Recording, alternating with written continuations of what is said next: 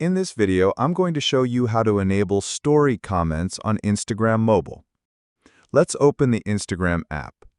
Turning on comments for Instagram stories allows for real-time interaction, making your content more engaging and personal.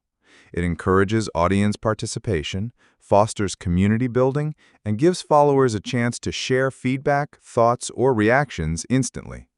This feature can boost visibility and reach through increased engagement, helping your story perform better in the algorithm. Ultimately, enabling comments creates a two-way communication channel that makes your audience feel heard and connected. In the bottom right corner, click on the profile icon. In the top right corner, click on the three vertical lines. In the Settings menu, scroll down and look for Comments. Tap on Comments. Here, you will see a new option named Story. Tap on Story. Here you can turn on comments for your stories. Here you can turn on comments for the people you follow, or you can turn it on for everyone. Following these steps, you can turn on comments for your Instagram story easily.